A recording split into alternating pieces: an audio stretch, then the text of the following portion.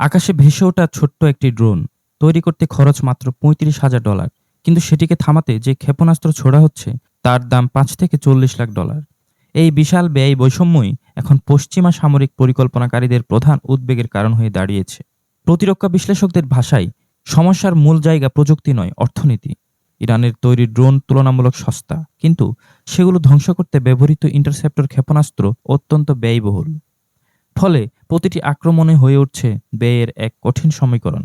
বর্তমানে ইরান একযোগে ইসরায়েল সহ সংযুক্ত আরব আমিরাত, কুয়েত, বাহরাইন, কাতার ও সৌদি আরবে অবস্থিত মার্কিন ও মিত্র ঘাঁটিগুলো লক্ষ্য করে হামলা চালাচ্ছে। প্রতিদিন গড়ে প্রায় 2,500 ড্রোন ছুড়ে প্রতিপক্ষের আকাশ প্রতিরক্ষা ব্যবস্থাকে বিভ্রান্ত করে দেওয়া হচ্ছে বলে বিভিন্ন ওপেন সোর্স তথ্য বিশ্লেষণে উঠে এসেছে।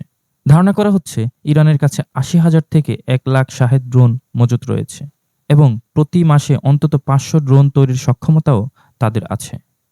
2025 সালের জুনে মাত্র 12 দিনের লড়াইয়ে পরিস্থিতির ভয়াবহতা স্পষ্ট হয়ে ওঠে।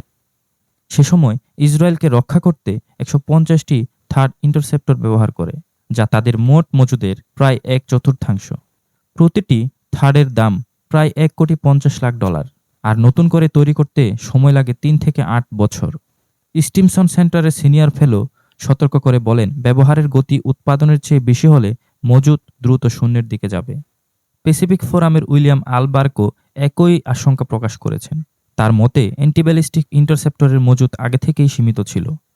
বর্তমান পরিস্থিতিতে তা কয়েক দিনের মধ্যেই শেষ হয়ে যাওয়ার ঝুঁকি রয়েছে।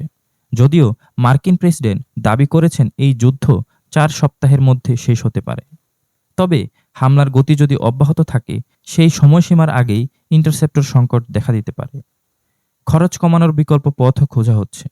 যুক্তরাষ্ট্র APKWS গাইডেড রকেট ব্যবহারের কথা ভাবছে, আর ইসরায়েল এগিয়ে নিচ্ছে তাদের লেজার ভিত্তিক প্রতিরক্ষা ব্যবস্থা আয়রন বিম। এই লেজার সিস্টেমে প্রতি শটে খরচ মাত্র কয়েক ডলার।